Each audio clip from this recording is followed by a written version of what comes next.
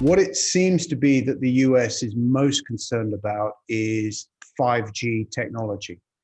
And certainly there was more recently, there was an ease up of the restrictions where the US Department of Commerce has said you can have a license to Huawei as long as you're not shipping anything related to 5G. Now, that basically means that the likes of Intel, other chip vendors, as long as they're not doing 5G technology, which would include the modem, the front end, the components that convert the signals into 5G and back again, digital, analog, all that kind of radio related stuff.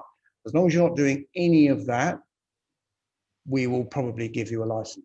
And that's why now AMD and Intel, compared to everybody else, take TSMC as an example of a company that's had to stop completely shipping anything to Huawei.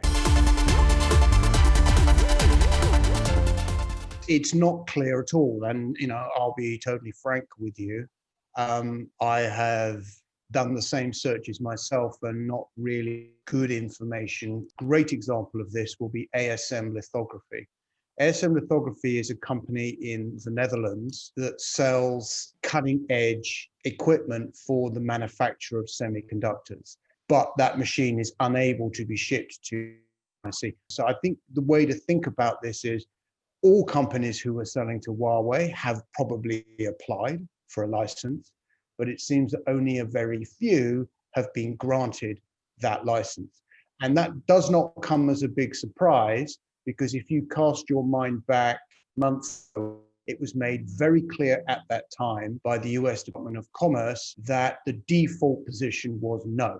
So that meant that almost all of the license be rejected.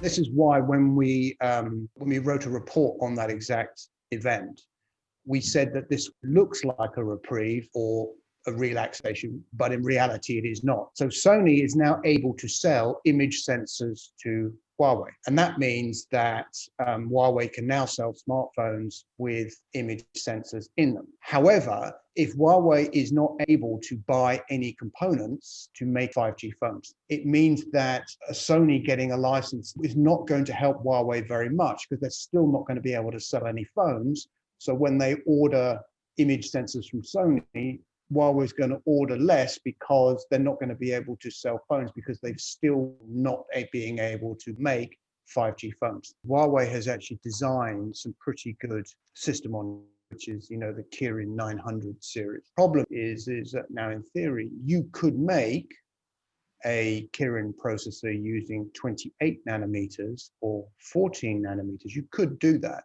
The problem is you compare it to a chip with the same function that's been made at 7 nanometers. The chip at 7 nanometers is smaller, it's cheaper, and most importantly, it consumes much less power.